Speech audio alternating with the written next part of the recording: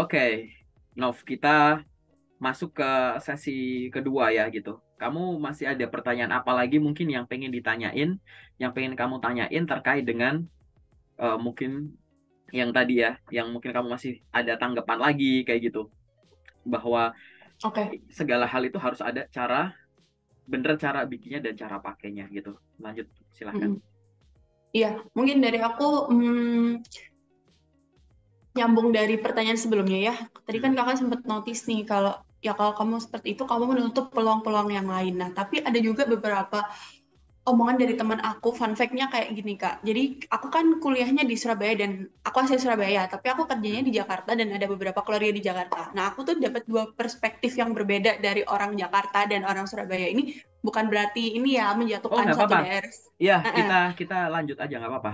Kita Ya, diskusi, oke? tapi katanya gini, katanya orang Jakarta, dan aku emang ngerasain, kalau kamu kerjanya di Jakarta, itu koneksi, terus pemikiran sama circle kamu itu beda sama kalau misal kamu kerjanya di daerah.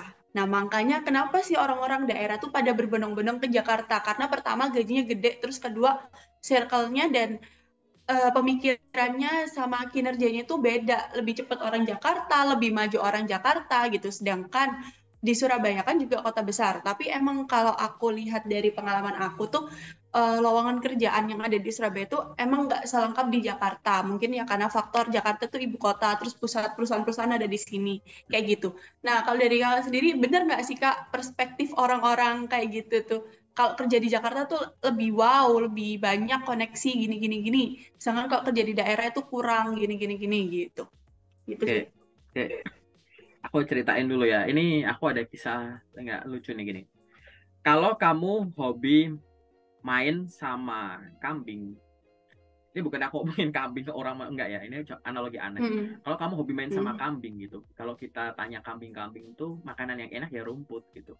Kalau kita hobi main sama kucing, kamu punya kucing banyak gitu, yang enak tuh ya whiskas gitu. Kalau kita main sama macan, sekeliling kita banyak macan gitu, kita makanan yang enak ya daging, darah gitu-gitu itu enak banget gitu-gitu kan. Gitu. Jadi ibaratnya kadang tuh kita akan dapat info ya, kita akan namanya itu kan bentuk komunikasi. Jadi kita berinteraksi dengan orang dengan cara komunikasi langsung verbal non verbal atau kita mengamati akhirnya ada feedback yang akhirnya akan dibenturkan dengan kepercayaan yang kita udah percaya dulu.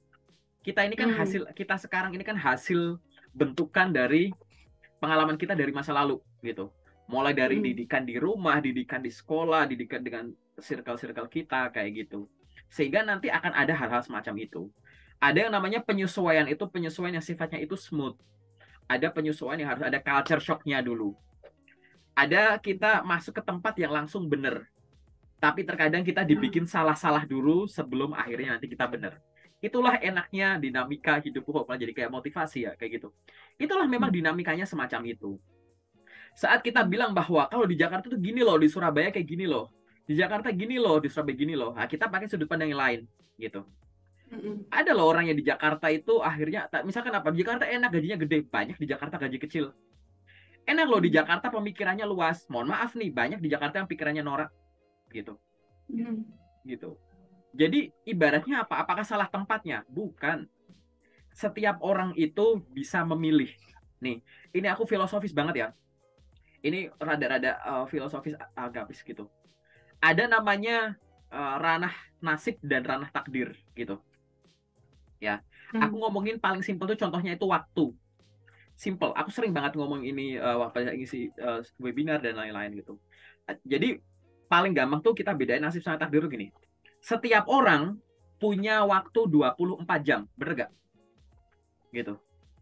Setiap orang punya waktu Benar. 24 jam. Itu adalah takdir. Oke. Okay? Hmm. Oke. Tapi waktumu 24 jam mau digunain buat apa, itu nasib. Karena kita sendiri yang nentuin. Hmm.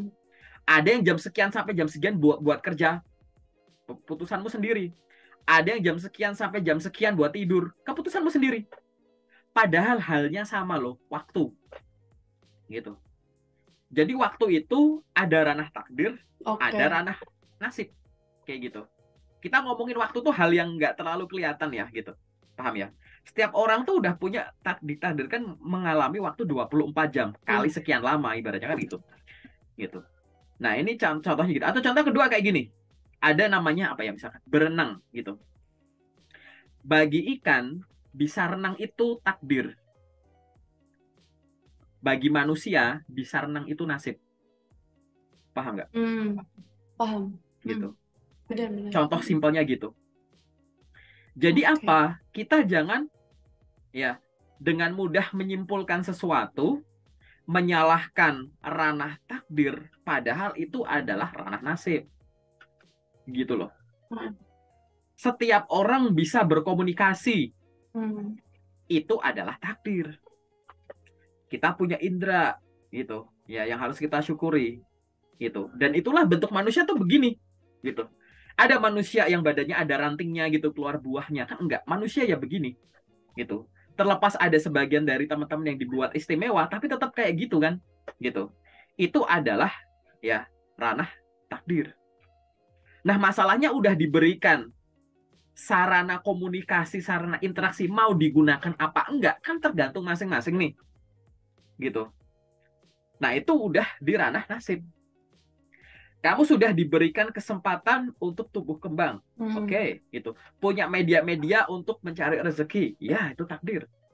Tapi akhirnya kamu kan yang memilih mau berinteraksi sama siapa, circle-nya apa, mau ngisi isi kepala kamu itu apa, itu ya kamu yang mikir.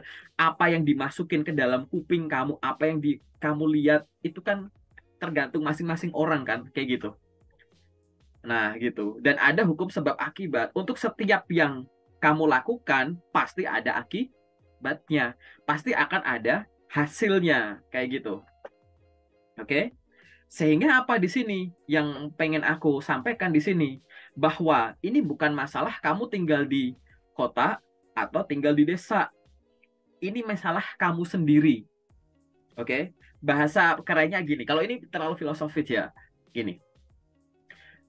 Kadang itu ada yang bilang bahwa practice makes perfect. Bener gak? Ya kan? Practice makes perfect. Ya, pernah dengar itu ya? Gitu. Tapi di sisi lain kadang kamu pernah dengar. Di sisi lain kadang kamu pernah dengar. Nobody is perfect. Nobody is perfect. Gak ada orang yang sempurna. Gitu. Kalau case-nya adalah practice makes perfect, tapi kamu masih percaya nobody is perfect, pertanyaanku adalah why you keep practicing? Saat kamu menganggap bahwa praktek ya bikin sempurna, tapi kamu juga percaya bahwa nggak ada orang manusia yang sempurna di dunia ini. Lah kenapa kamu terus praktek? Kenapa nggak usah ngelakuin apa-apa aja? Gitu. Paham nggak? When you believe that practice makes perfect, but you also believe that nobody is perfect, why you keep practicing gitu? Karena di sini case-nya adalah bukan practice makes perfect, tapi di sini apa? Practice makes improvement, gitu loh. Oke. Yang harus kamu lakukan itu bukan membandingkan kamu dengan orang lain. Bukan membandingkan hasilmu dengan hasil orang lain. Apalagi membandingkan proses kamu yang masih berproses dengan orang lain yang sudah menghasilkan hasil. Yang harus kamu lakukan sekarang itu apa? Fokus dengan yang kamu lakukan sekarang dan kamu rencanakan ke depan. Upayakan kamu yang sekarang lebih baik dari yang kemarin. Kamu yang di depan lebih baik dari kamu yang sekarang. Dengan keep practicing gitu.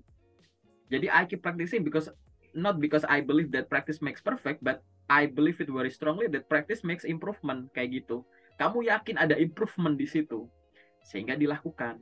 Nah, pertanyaanku adalah kayak gini, ya, percuma kamu ada di Jakarta, Jabodetabek, tapi kalau kamu nggak bisa menyesuaikan diri dengan hal-hal positif, hal-hal improvement ya, yang terjadi di sana, gitu. Oh, ini di sini ternyata disiplinnya begini ya, kerasnya begini ya, kemudian kecepatan kerjanya begini ya, gaya komunikasinya begini ya, kamu gak nyesuaiin tuh, yang gak bakal bisa, gitu. Harus ada kesadaran dalam diri, aku pengen di sini, tidak hanya pengen di sini, tapi aku pengen menyesuaikan kayak mereka. Mereka ini terbentuk tidak sehari 2 hari, tapi rutin. Ya udah nggak apa-apa. Sama kayak gitu. Banyak kok dibuktikan di dunia ini, nggak usah dunia, di Indonesia deh. Teman-teman yang ngalahin, ya teman-teman di daerah yang ngalahin teman-teman di semua kota besar.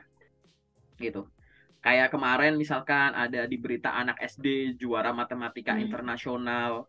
Mohon maaf itu di daerah kayak gitu. Tapi dia nggak ngalahin orang Indonesia gitu. Dia ngalahin orang sedunia gitu. Paham kan? Kayak gitu. Itu kayak gitu. Mungkin ada lagi fans siapa ya? Misalkan ya. Gitaris mungkin, aku nggak tahu, kamu tahu nggak ya, yang terkenal di YouTube, gitaris yang kita sebut sebagai nama channel YouTube-nya Alif Bata gitu ya. Beliau kerjanya jadi driver atau operator forklift, tapi teknik gitarnya ngalahin banyak gitaris hebat sedunia dan diakui bahwa teknik fingerstyle-nya itu luar biasa kayak gitu. Gitu. Dia nggak tinggal di kota-kota besar di luar negeri yang melahirkan musisi-musisi dunia. Dia di Indonesia, cari aja di internet, malah jadi promosi dia gitu kan. Banyak orang-orang hebat yang sudah membuktikan itu. Tapi kok nggak bisa banyak disebut, Kak? Ya karena nggak semua dari mereka tuh harus terkenal, paham nggak sih? Gitu. Kamu enjoy dengan hidupmu sendiri, ya tidak hanya memikirkan membandingkan, tapi kamu ngelihat improvement dan pengen ada improvement tuh apa? Impact ke orang. Aku pengen ke depan itu jadi lebih baik, tapi lebih baik di sini tidak hanya untuk aku sendiri, tapi dampak ke orang-orang di sekitarku, baik kenal atau nggak kenal aku gitu.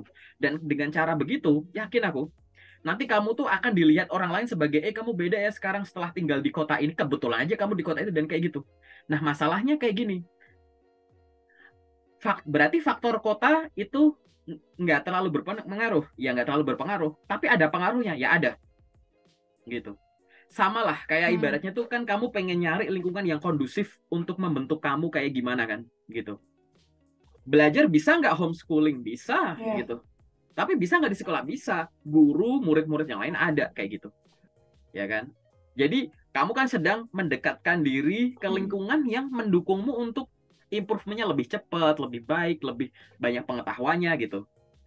Jadi faktor lokasi itu ada karena memang kebetulan orang-orang yang punya semangat yang sama dengan kamu lebih banyak ditemukan di tempat kayak gitu. Kan tadi ya, bukankah akan lebih mudah untuk kita belajar atau berubah ya, tapi ada gurunya banyak gitu, ada sumbernya banyak gitu.